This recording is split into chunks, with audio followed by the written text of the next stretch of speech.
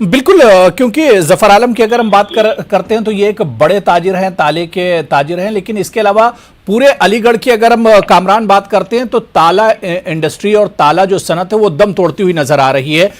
क्या कुछ बड़े इश्यूज इस बार अलीगढ़ के अवाम के हैं जिन्हें जहन में रखकर लोग आज वोट करने के लिए निकले थे? बहुत अहम सवाल हो रहा है। ये अलीगढ़ के अंदर ताले की छोटी मोटी जो सनतें हैं वो इस लॉकडाउन के बाद पूरी तरह से बर्बाद हो गई। बल्कि ये कहा जाए कि शहर जो पुराना शहर है वहाँ जिस तरह की छोटी सनतें चलती थी वो पूरी तरह से बंद हो गई। बड़ी सनतें कोरोना के बाद भी चली मगर उनमें भी बहुत सारी क्राइसिस थे, क्योंकि इंटरनेशनल बताया गया था कि पूरा माहौल खराब है, इंटरनेशनल कहीं माल आ नहीं रही, जा नहीं रही, इस वजह से माल न आए न गए। तो कोरोना में फैक्ट्रियां पूरी तरह से मुतासिर थी, मगर बड़े जो ताजिर थे जैसे कि आपने जिक्र किया जफर आलम और इनके जैसे और जो चंद लोग हैं, उन लोगों के कारोबार चल रहे थे। उन्होंने इन लोगों की काफी मदद की जो इन छोटी सनतों से जुड़े हुए थे, क्योंकि ताला एक इस तरह का आइटम है इसमें तकरीबन 8 से 10 ऑपरेशन होते हैं और उस ऑपरेशन से मुख्तलिफ इकाइयां होती हैं जहां पर लोग अपना काम करते हैं। तो इस बार के बजट से काफी उम्मीदें थी कि इस वाले बजट के अंदर इस ताला सनत के लिए कोई खसूसी पैकेज आएगा, मगर हाल ही में जो बजट आया है उसके अंदर भी तो बिल्कुल अलीगढ़ की 7 सीटें हैं और 7 सीटों पर हमने देखा कि लोगों में जो जोशो खरोश था, जो रुझान था वो काफी सुबह से ही देखने को मिला। और यही वजह है कि 3 बजे तक की अगर पोलिंग परसेंटेज की हम बात करें तो 45.89% पोलिंग 3 बजे तक रिकॉर्ड की गई। हालांकि 5 बजे तक पोलिंग जो परसेंटेज है, जो फीसद है, वो अब से कुछ देर में आने वाला होगा। लेकिन अलीगढ़ में हमेशा की तरह इस बार भी एक जोशो खरोश देखा गया जमहूरियत के इस जश्न को लेकर। और यह तस्वीर बताने के लिए काफी है कि आज जिनकी शादी थी यानी दुल्हा सबसे पहले वोट करने के लिए पोलिंग बूथ पर पहुंचा और उसके बाद के काम अंजाम दिए गए और जो प्रोसेस बाद में अंजाम दिया गया।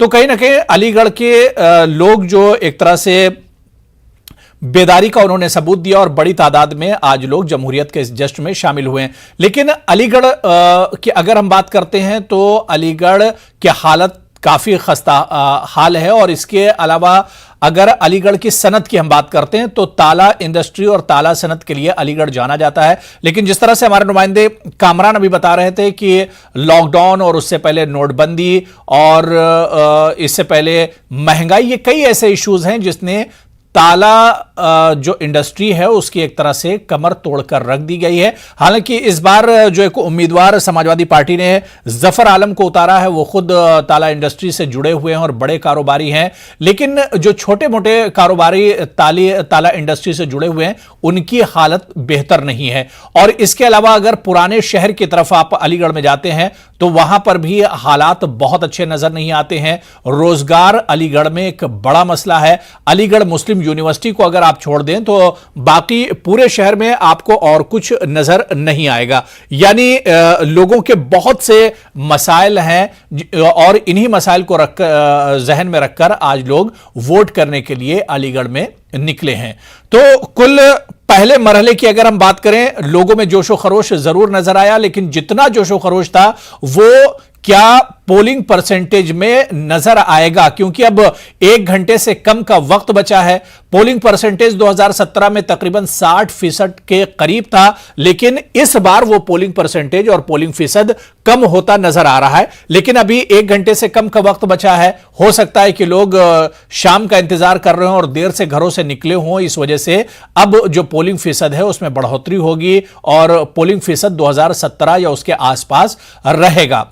लेकिन सवाल ये उठता है कि 2017 और 2022 में क्या कुछ फर्क है और कौन से ऐसे इश्यूज हैं जो 2017 का चुनाव और 2022 के चुनाव में बड़ा फर्क पैदा करेंगे। तमाम सियासी पार्टियों ने बहुत मेहनत की है और इस बार एक चीज जो बहुत दिलचस्प हुई कि 2017 या इससे पहले की जो चुनाव, जो कोरोना से पहले के चुनाव थे, उस वैसे चुनाव की तशहीर इस बार सियासी पार्टियां नहीं कर पाई, क्योंकि जैसे ही यूपी का यह चुनाव शुरू हुआ उसी वक्त तीसरी लहर की एक तरह से धमक सुनाई दी और तीसरी लहर की वजह से तकरीबन तमाम सियासी पार्टियों ने बड़ी बड़ी रैलियों से गुरेज किया, बड़े बड़े मजमे और प्रोग्रामों से गुरेज किया। और यही वजह थी कि उम्मीदवार घर घर जाकर उम्मीदवारों ने वोट मांगे और यही वजह थी कि इस बार आज जब उन उम्मीदवारों को हम देख रहे हैं तो उनके चेहरों पर एक तरह से एक थकावट सी नजर आई, क्योंकि पूरा पूरा दिन और रात ये उम्मीदवार अपने लिए वोट मांगते नजर आ रहे थे। इसके अलावा अगर तमाम सियासी पार्टियों के जो बड़े लीडर हैं, अगर उनकी हम बात करें तो वो भी इसी तरह से अपने उम्मीदवारों के हक में वोट मांगते नजर आए। लेकिन इस बार सियासी पार्टियों के उम्मीदवारों को बहुत ज्यादा जमीनी सतह पर मेहनत करनी पड़ी है। बीजेपी के रुकन राज्यसभा अनिल अग्रवाल ने अपने अहले खाना के साथ हक़ रायदही का इस्तेमाल किया। उन्होंने कहा कि बीजेपी की क़यादत में मुल्क तरक्की कर रहा है। इस मौके पर हमारे नुमाइंदे रोहित सिंह ने अनिल अग्रवाल से खास बातचीत की। राज्यसभा सांसद अनिल अग्रवाल अपने परिवार के सहित वोट डालने के लिए पहुंचे हैं। सर, जनता किन मुद्दों से वोट कर रही है और आज आप वोट डालने यहाँ पर पहुंचे हैं? देखिए, किसान सम्मान निधि है, कानून व्यवस्था है, प्रदेश का विकास है, ये सारे मुद्दे ऐसे हैं जिनके देख के प्रदेश की जनता वोट करेगी। मुरादनगर विधानसभा है, ये किसानों का जो बिल वापसी हुआ था यूपी के अंदर भी अगर कह सकते हैं तो इस पर क्या किसान भारतीय जनता पार्टी के पक्ष में वोट डालने जा रहे हैं। किसान सम्मान निधि माने मोदी जी ने दी, यूरिया कोटिंग करा के यूरिया की बेहतर उपलब्धता माने मोदी जी ने कराई, किसान फसल बीमा योजना माने मोदी जी ने लागू की, है ना।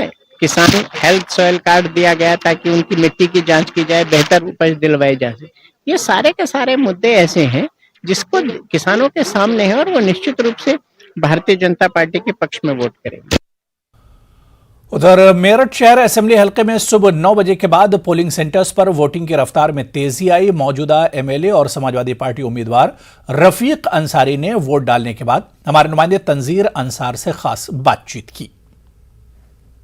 इस वक्त हमारे साथ शहर असेंबली सीट के सिटिंग विधायक जो हैं वो रफीक अंसारी यहाँ पर मौजूद हैं। वो इस बूथ पर आए हैं, यहाँ का जायज़ा भी लिया है, अपने बूथ पे वोट भी कास्ट किया है। किस तरह के मुद्दे इस बार काम कर रहे हैं और कितना जोश व खरोश है लोगों में, ये जानने की कोशिश करते हैं। रफीक भाई, आप जो है जगह जगह गए, अभी आप सुबह से देख रहे हैं, क्या माहौल आपको नज़र आ रहा है? देखिए, इतनी सर्दी के बावजूद लोग सुबह ही लाइन में लग रहे हैं, तो इतना जज्बा, इतना जोश है, इस सरकार को बदलने का जज्बा महसूस हो रहा है हमें तो। क्योंकि इतनी सर्दी के बावजूद इतनी भीड़ लगी हुई है 7 बजे से, और अच्छा परसेंट वोट 250 वोट डाल दी इन्होंने हर बूथ पे। तो सरकार का बदलाव है ये, और इनका ये महसूस करा रही हैं कि ये सरकार जा रही है। सीट पे पिछली बार 4 बार के विधायक लक्ष्मीकांत वाजपेयी का टिकट काट कर इस बार कमल दत्त शर्मा को दिया गया है। कितना बड़ा चैलेंज मान रहे हैं और किस तरह की चुनौती आपके सामने? देखिए, जब लहर में वो हार गया इनका उस्ताद, अब तो चेला आया, तो चेले में तो कोई सामान ही नहीं है। जितनी वोट लेगा उससे कहीं ज़्यादा से जीतेंगे हमें, ये जनता बता रही है। क्या एक अपील कर रहे हैं अपने इलाके में वोटिंग? हम सबसे अपील करते हैं, संविधान को मजबूत करिए, सब लोग घर से निकलिए, सब वोट डालिए। हमारा लोकतंत्र मजबूत होगा, हमारा डेमोक्रेसी मजबूत होगी, हमारा संविधान मजबूत होगा। वोट जितने ज़्यादा हो सब लोग डालिए, वो आपकी इच्छा किसको डालें, लेकिन वोट डालिए। मुद्दे क्या रहेंगे? मुद्दा बेरोजगारी है, स्वास्थ्य है, कॉलेज है, शिक्षा का जो हमारे इसमें है नहीं, कॉलेज बने ना अस्पताल दिया इन्होंने, कितनी लोगों की मौत हो गई। अगर हॉस्पिटल बनते तो शायद कुछ लोग बच जाते। तो पहली प्रायोरिटी होगी, अगर हमारी सरकार बनेगी तो हॉस्पिटल बनाएंगे, कॉलेज बनाएंगे, रोजगार देंगे इनको। बुनकरों का बहुत बड़ा मुद्दा एक रहा है, वो आपने असेंबली में भी पूरी तरह। अब तो हमारी सरकार आएगी, तो हम अखिलेश जी से मिले थे, उन्होंने कहा जैसे था ऐसे कैसे रह जाएगा जी। साफ तौर पर यही कहना है। अभी सिटिंग विधायक हैं और इसके बाद बड़ी उम्मीद कर रहे हैं कि सरकार आई, क्योंकि सरकार नहीं थी तो इनका ये भी दर्द है कि बहुत से काम जो कराने चाहिए थे शहर असेंबली हलके में वो ये नहीं करा पाए हैं। ख़ास तौर पर एजुकेशन के मामले में ये क्षेत्र काफ़ी पिछड़ा हुआ है, जहाँ पर अक़लियतों की आबादी है। एक डिग्री कॉलेज गर्ल्स का है, एक इंटर कॉलेज गर्ल्स का है जो समाजवादी के वक्त में बना था, और उसके बाद से सरकारी स्कूलों की बहुत कमी है। कोई नई तामीरात यहाँ पर उस तरह। और सीधे गाजियाबाद का रुख करेंगे, जहां से हमारे नुमाइंदे रोहित इस वक्त हमारे साथ जुड़े हुए हैं, क्योंकि आखिरी 1 घंटे से कम का वक्त बचा है। रोहित, अब वक्त बहुत कम बचा है, शाम होने वाली है। पोलिंग परसेंटेज की अगर हम बात करें 2017 के मुकाबले में, क्या आपको लग रहा है कि पिछला रिकॉर्ड टूटेगा या फिर इस बार लोगों में थोड़ी सी सुस्ती नजर आई?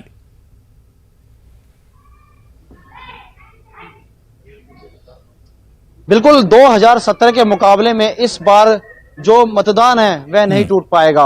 पहले के मुकाबले में मतदान कम हुआ है। शहरी क्षेत्रों की अगर बात करें, अगर मोदीनगर विधानसभा की बात करें, मुरादनगर विधानसभा की बात करें, तो वहां मतदान प्रतिशत बढ़ा है, लेकिन पहले के मुकाबले नहीं हुआ है। कुछ लोगों में इस बार रुचि कम नजर आई है। किस वो जो कमियां रही हैं, या मतदान स्लिप में कुछ गड़बड़ी हुई हो, या कई बूथ सेंटर दूर दराज में हो जाते हैं, इसको लेकर भी। लेकिन जो कुछ ही देर में 6 बजे समाप्त हो जाएगा जो मतदान है। बहुत से लोग हमारे साथ हैं। जो मतदान प्रतिशत है वह गाजियाबाद में कम हुआ है। दिल्ली एनसीआर का ये क्षेत्र है, ऐसे में मतदान का कम होना आखिरकार क्या कहता है, आपसे जानना चाहेंगे। कुछ ही देर रह गई है, मतदान प्रतिशत बहुत ही कम हुआ है। अभी सुनने में आया है कि यहाँ पे 40% के करीब मतदान हुआ है और आज दिन भी बृहस्पतिवार है, छुट्टी का दिन नहीं है, ये भी फैक्टर हो सकता है। और दूसरा ये है कि अब भी लोग घर से आ रहे हैं और मतदान हमारा कम से कम 50% से ऊपर होकर जाएगा।